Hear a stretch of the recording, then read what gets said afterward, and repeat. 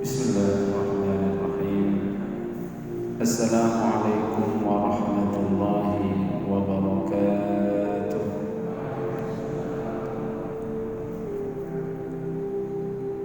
Alhamdulillah wassalatu wassalamu ala Rasulillah Muhammad ibn Abdullah wa ala alihi wa sahbihi wa mawalah.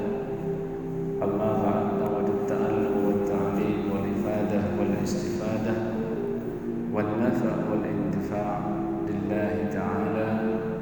Rabbi shrah li sadri wa yassir li amri wahlul 'uqdatam min lisani yafqahu qawli.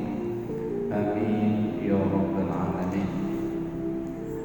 Ikhwatul iman, jemaah sekalian, mari kita senantiasa bersyukur kepada Allah Subhanahu wa taala.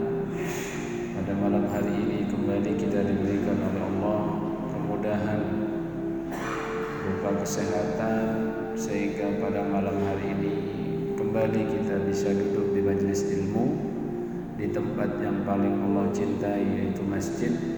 Jangan lupa niat kita mencari ilmu dan juga niat kita beriktikaf karena ingin mengharap ridha Allah Subhanahu wa taala. Nawaitul i'tikaf fi hadzal masjid li muddati iqamati fihi lillahi ta'ala. Ikhwatul iman, jemaah sekalian, kita akan melanjutkan kajian tafsir dan tadabbur ayat sampai kita pada akhir dari surat An-Nisa, di mana ayat ke-176 dari surat An-Nisa ini memberikan tuntunan dan memberikan gambaran bagaimana seharusnya yang dilakukan jikalau ada seorang yang meninggal dunia namun tidak memiliki anak, mungkin belum menikah atau punya anak tapi sudah mati duluan anaknya, suaminya pun mati dan seterusnya. Begitu juga dia tidak memiliki orang tua, maka ayat 176 ini dikenal dengan ayat as-sayf.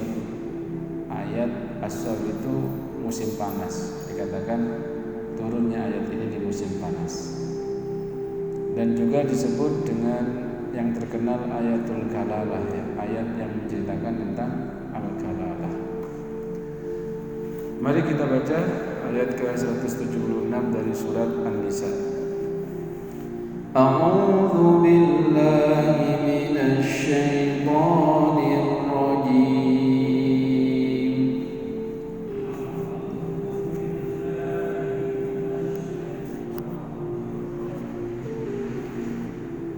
Bismillahirrahmanirrahim.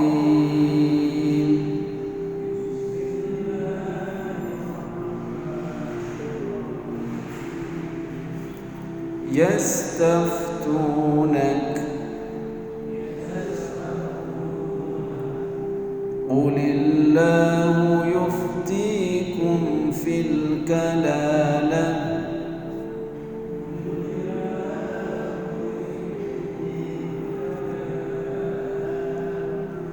Inimru'un halaka laysa lahu waladun wa lahu ukhtun falaha nisfu ma tarak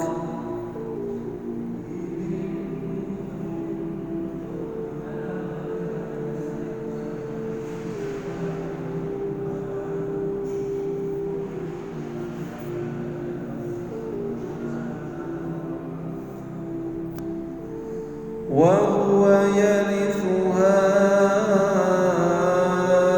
in lam yakun laha walad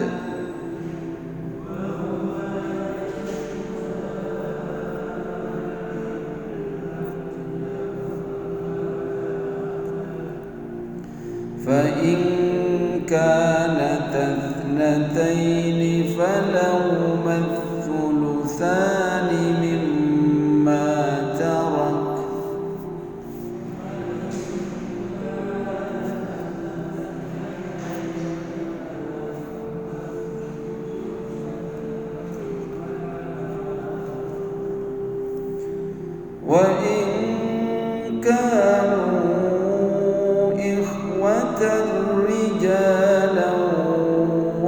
نساء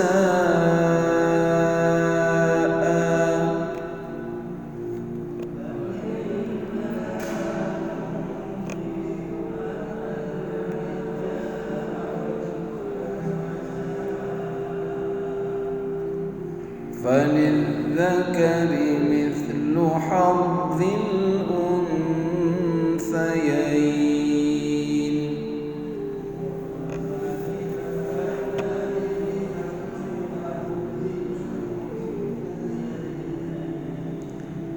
يبين الله لكم أن تضلوا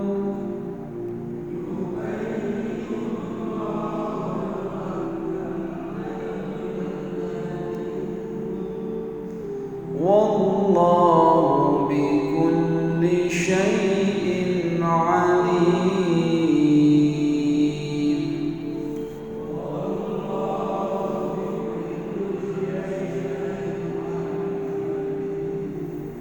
صدق الله العظيم.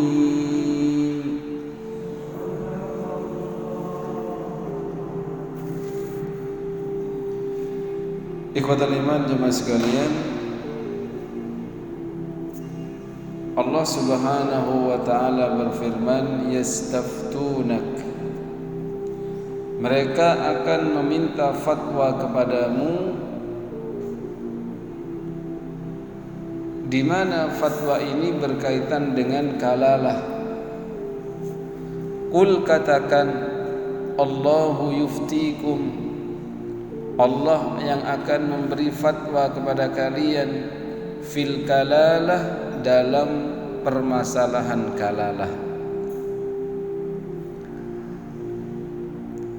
Apa definisinya kalalah ini? Gambarannya adalah dalam firman selanjutnya, inimruun, jika ada seseorang halaka, meninggal dunia, laisa lahu waladun, tetapi dia ketika meninggal dunia ini tidak memiliki anak. Begitu juga ada yang berpendapat di sini tidak cukup itu, tetapi juga maksudnya laisa lahu waladun, juga tidak memiliki orang tua. Walahu ukhtun, di sisi lain yang meninggal tadi memiliki saudara perempuan yang masih hidup. Falaha, maka bagi saudara perempuannya ini adalah mendapatkan nisfu ma tarak, setengah dari apa yang ditinggalkan. Ini biasanya kalau belajar waris, ukhtun syaqiqah itu berhak mendapatkan setengah dengan syarat-syarat dan ketentuan yang berlaku. Wa huwa, dan dia jikalau memiliki saudara laki-laki, yarithuha, mewarisinya. Misalkan saudaranya hanya laki-laki, maka dia akan menjadi asabah binafsihi. Kalau hanya sendiri, maka yarithuha, mewarisi semuanya. Illam yakul laha walad, jika tidak ada bagi saudara perempuan itu anak. Fa in kanat tathnataini, lalu jika saudara perempuan ini ada dua orang, saudara perempuan dari mayit ada dua orang, falahuma tsulusan, maka bagi keduanya tadi mendapatkan bagian 2/3 mimma tarak, dari apa yang ditinggalkan oleh mayit, yang disebut dengan tarikah. Itu gambaran kedua, Pak. Jadi berapa gambaran nanti? Ada saudara perempuan saja satu, atau saudara laki-laki saja satu yang ditinggalkan, atau dua saudara perempuan yang ditinggalkan, atau lebih dari dua, atau ada saudara laki dan perempuan. Nah, Wa in kanu, jikalau ahli warisnya itu ikhwatan, beberapa saudara, rijalan, laki-laki, wa nisaan, dan perempuan, falidzakari mithlu hadzil unthayain, maka di sini diterapkan rumus kaidah asabah ma'al ghair,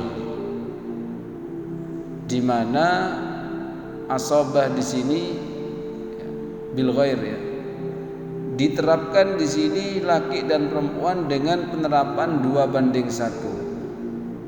Di sini disebutkan wa in kanu ikhwatar rijalan wa nisaa, jikalau ahli warisnya berupa saudara laki-laki dan saudara perempuan bagi si mayit, falidzakari mithlu hadzil unthayain, maka bagi seorang laki-laki yaitu saudara tadi sebanyak bagian 2 orang saudara perempuan. Mithlu hadzil unthayain, sama penerapannya dengan yusikumullahu fi auladikum lidzakari mithlu hadzil unthayain. Anak laki-laki, anak perempuan, nanti dia menerapkan pembagian 2:1. Yubayyinullahu lakum, Allah menerangkan hukumnya bagi kalian, an tadillu, agar tidak tersesat kalian. Wallahu, dan adapun Allah, bikulli syai'in alim, terhadap setiap sesuatu, alimun, maha mengetahui. Baik ikhwatal iman, jamaah sekalian, perkara kalala ini yang senantiasa bertanya kepada Rasul, dan di antara yang bertanya adalah sahabat yang mulia Umar bin Khattab. Sampai-sampai sama Nabi ditenangkan, saking khawatirnya Umar bin Khattab ini dalam urusan masalah ini. Nabi menenangkan, yakfik ayatus saif.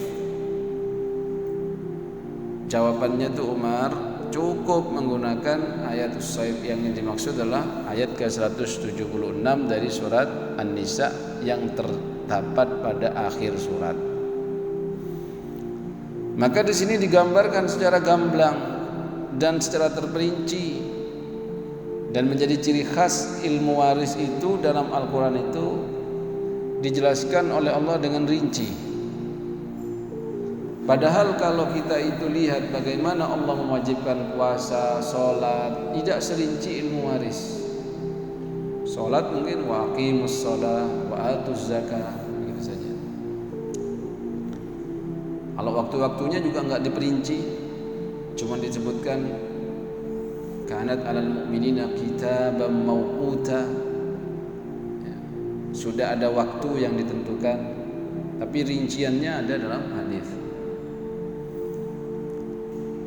Kalau urusan puasa juga begitu, secara umum, ya ayyuhalladzina amanu kutiba alaikumus siyamu kama kutiba alal ladzina min qablikum la'allakum tattaqun. Hanya dikatakan di situ, wahai orang yang beriman, diwajibkan kepada kalian puasa sebagaimana diwajibkan kepada orang-orang sebelum kalian agar kalian bertakwa. Haji juga begitu, tidak rinci, Pak. Hanya apa? Walillahi 'alan nasi hajjul baiti man istata'a ilaihi sabila. Ada kewajiban haji bagi mereka yang mampu, hanya untuk Allah. Tapi urusan warisan itu, Pak, rinci. Ini dapat segini, ini dapat segini, ini dapat segini. Terus ini dapat segini, segini. Diawali dengan ya, anak yatim siapa, begini terusnya. Jadi ini petunjuk kalau Allah memberikan rincian dan penjelasan yang cukup banyak dalam Al-Quran, memang akan terjadi potensi masalah di situ. Maka kembalilah kepada Al-Quran dan Sunnah Rasul. Kita akan dapatkan sekitar kita betapa banyak orang itu berselisih gara-gara warisan, gitu Pak. Makanya di awal surat An-Nisa itu kan ada wattaqullaha alladzi tasaaluna bihi wal arham. Bertakwalah kalian kepada Allah yang senantiasa meminta sesuatu atas nama saudara, minta tolong ini, minta tolong itu dan seterusnya. Ternyata setelah ada yang meninggal, warisannya banyak, cekcok karepe dhewe. Niku sing garai membuat silaturahim putus. Maka hati-hati, bijaklah dalam urusan warisan ini. Sejak kita hidup harus kita tanamkan takwa, pemahaman, dan tidak kita lupakan agar mereka ini tidak terjangkit penyakit hubud dunia yang berlebihan, cinta dunia yang berlebihan. Baik, satu kasus di antara warisan itu adalah ada orang meninggal dunia kemudian nggak punya siapa-siapa kecuali punya saudara. Inilah yang disebut dengan al-kalalah. Ikhwatal iman jemaah sekalian, perlu diketahui ada muwarrith, ada ahli waris dalam bab rukun waris itu. Muwarrith itu yang meninggal dunia dan meninggalkan harta, itu muwarrith.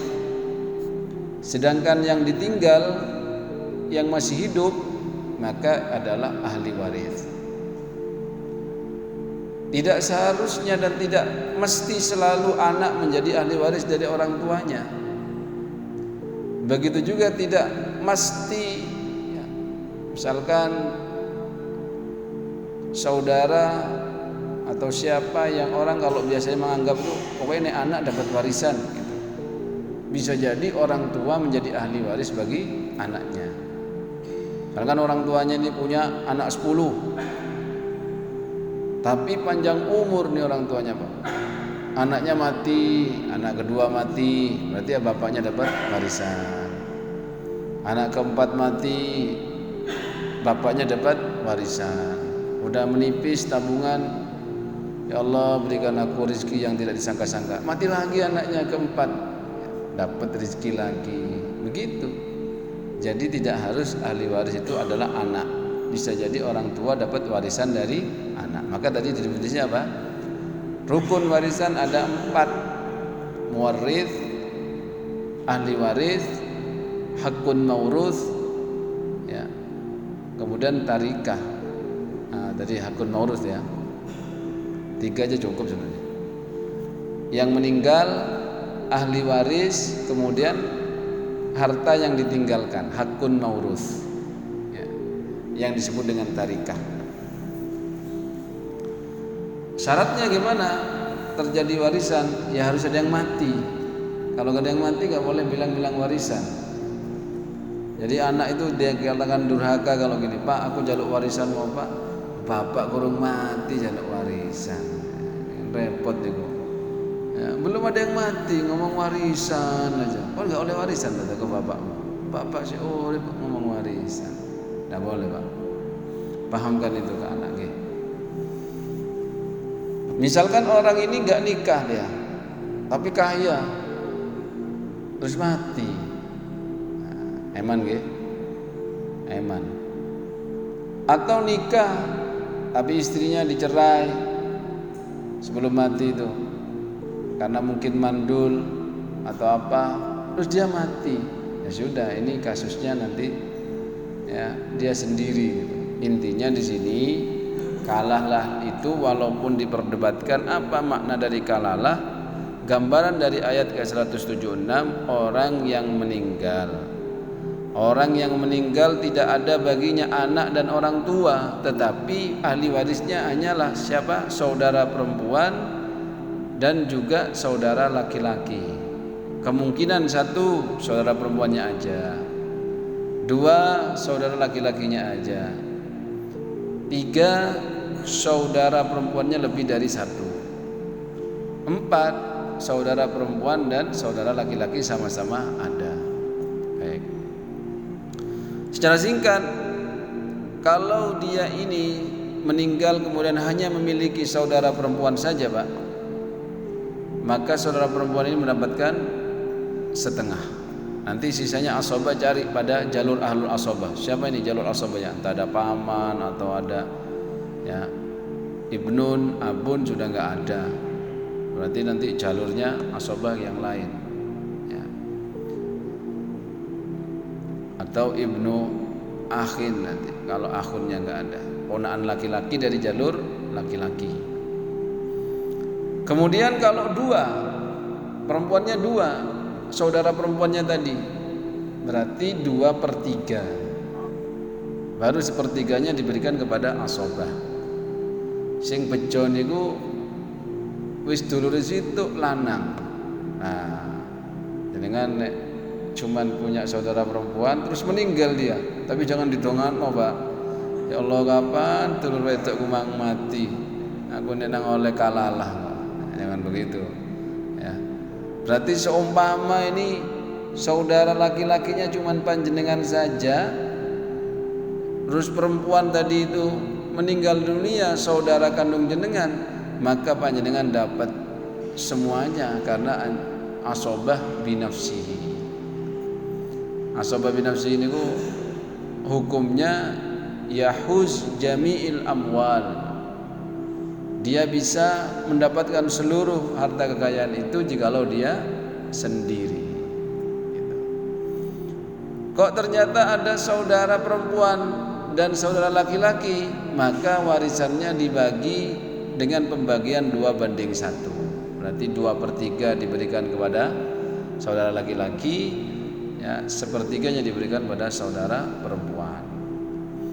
Kok ternyata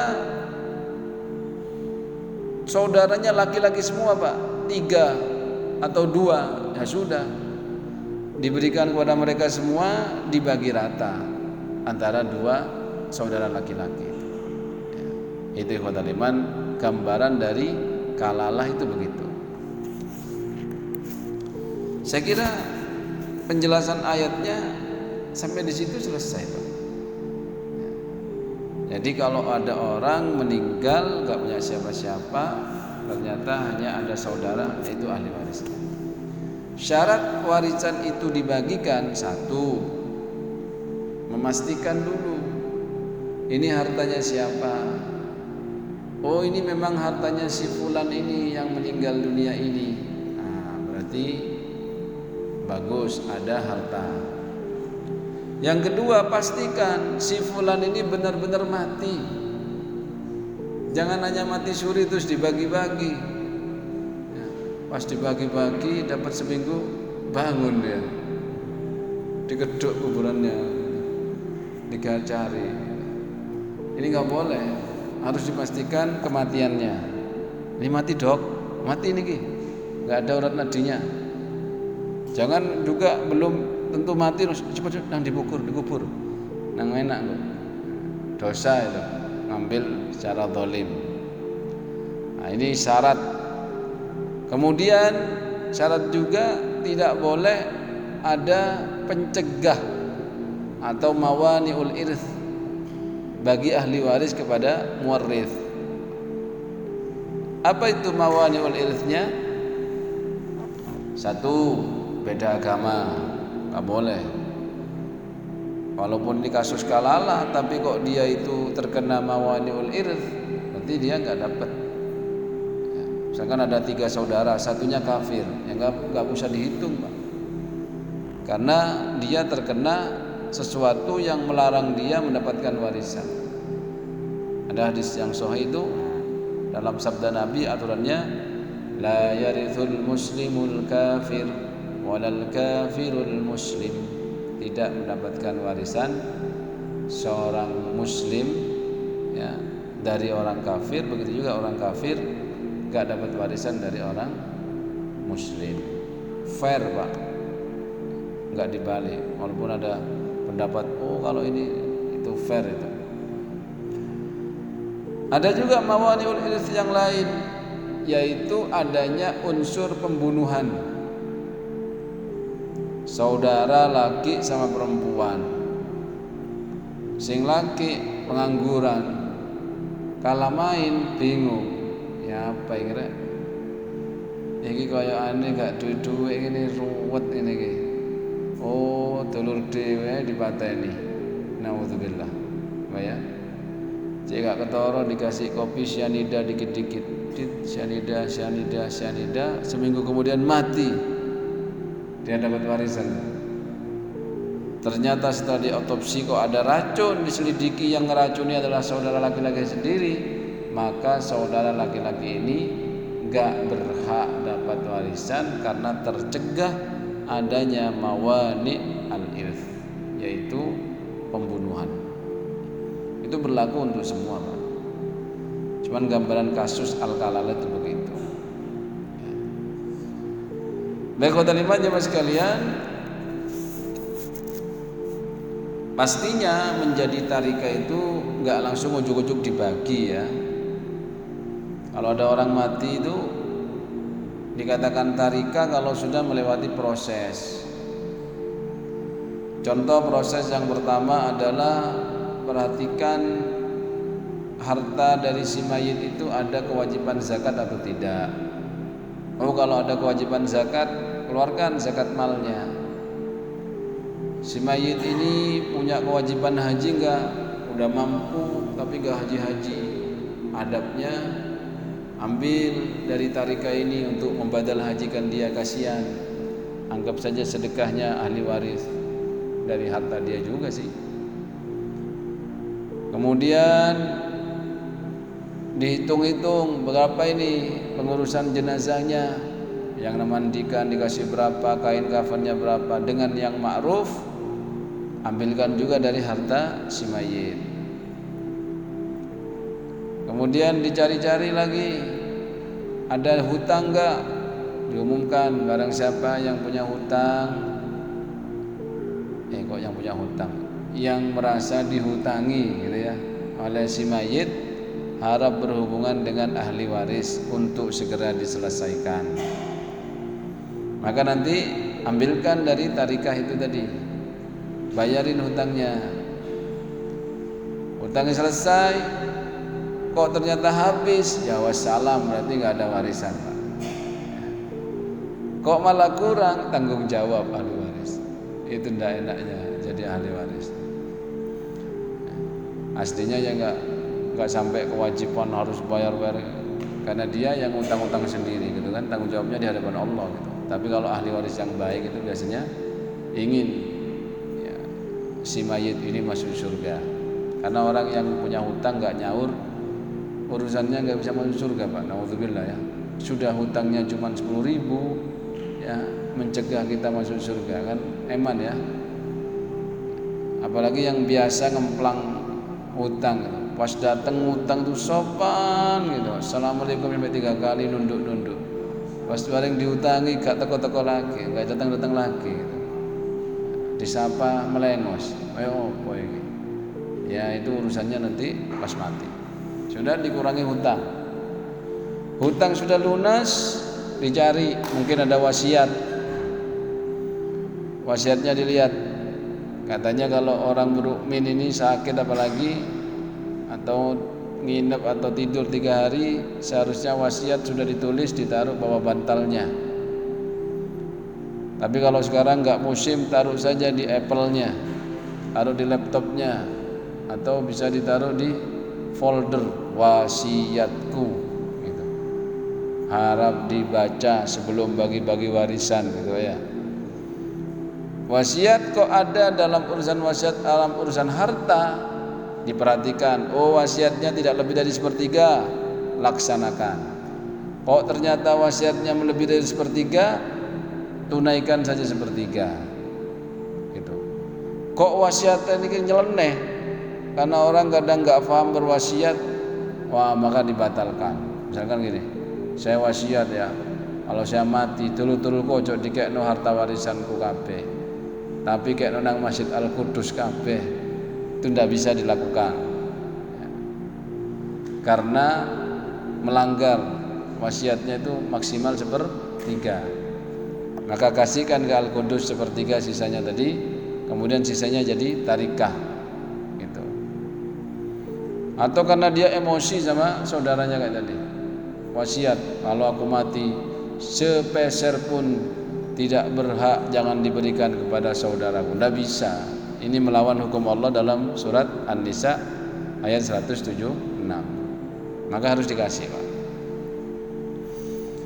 Setelah wasiat selesai, baru itu yang disebut tarikah, yang berhak dibagi-bagiin tadi. Saran saya, Pak, jangan sampai salah wasiat. Ya, kadang wasiat itu bikin ahli waris kacau. Bapak wasiat, siapa saja anakku yang bisa menemaniku sampai mati dan dia mendampingiku ketika aku sakaratul maut, maka dia berhak menerima rumah yang aku tempati ini. Koyokane apik mangke. Tapi niku Pak gare masalah, Pak, antara orang ahli waris. Akhirnya ada yang tanya, kisahnya begini, Ustaz. Ini saudara saya ini laki ini jarang-jarang ke situ. Pak, ya sekali ke situ mati bapak niku. Seweneng dia. Mati rek, aku di omah iki. Itu kesalahan yang berwasiat itu, menyesatkan ahli waris. Ahli waris ini sama-sama ndak paham, getun. Kenjongan dhewe, Dek. Males aku. Nah gitu nanti gelut. Makanya Pak, hati-hati dengan wasiat itu. Apalagi nanti anak gak ikhlas mau ziarah sakit itu, nak sering-sering nang bapak pe mati lumayan oleh omah ya. Begitu Pak ya. Itu repot nih wasiat nih. Makanya wasiat harus hati-hati. Jangan bikin pekewo sama ahli waris, jangan bikin rusuh nanti gara-gara wasiatnya yang salah niku. Akhirnya ahli warisnya modal niku. Ya, korat karit, cekcok sana, cekcok sini. Nah, padahal wasiat yang gak beres. Baik, saya kira itu yang bisa saya sampaikan dari ayat ini. Semoga kita diberikan oleh Allah kemudahan untuk meninggalkan warisan kepada anak-anak kita ini, dan mereka siap ketika ditinggalkan waris. Jangan sampai kita mati anak-anak kita cekcok. Ada nggih? Nah gitu. Kita udah mati seharusnya di kuburan tenang gitu, ternyata anak-anak kita cekcok. Gagal kita sebagai orang tua karena nggak bisa mendidik mereka bertakwa kepada Allah, mencintai Allah melebihi hartanya, melebihi harta, apalagi harta warisan. Maka penting ada sosialisasi dari sekarang. Penting wasiat ketakwaan. Wasiat tidak hanya urusan harta kan. Misalkan kita berwasiat, anak-anakku, dulur-dulurku seumpamanya, kalau kalalah ini aku mati kok cekcok, wis bagian sesuai dengan hukum Allah dan hukum yang Rasul sudah ajarkan kepada kita.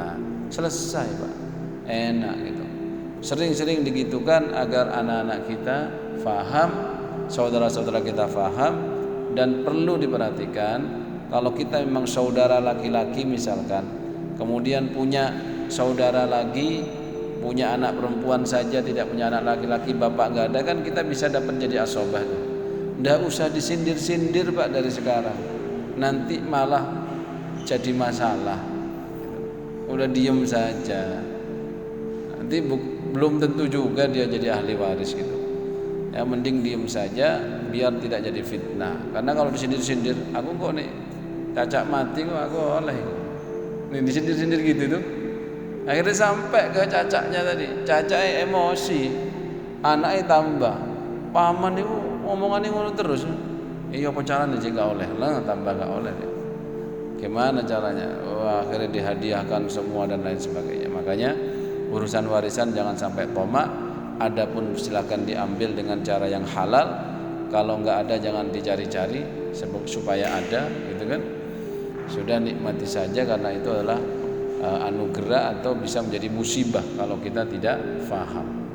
Semoga kita selamat dari fitnah dunia yang mana Allah mengatakan memang kematian dan kehidupan itu adalah ujian bagi kita. Allazi khalaqal mauta wal hayata liyabluwakum ayyukum ahsanu amala.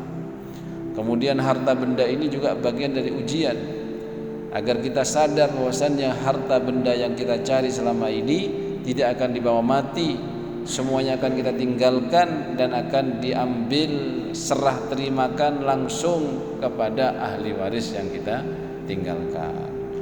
Subhanakallahumma wa bihamdika asyhadu an la ilaha illa anta nastaghfiruka wa natubu ilaik. Mohon maaf atas segala kekurangan. Wassalamualaikum warahmatullahi wabarakatuh.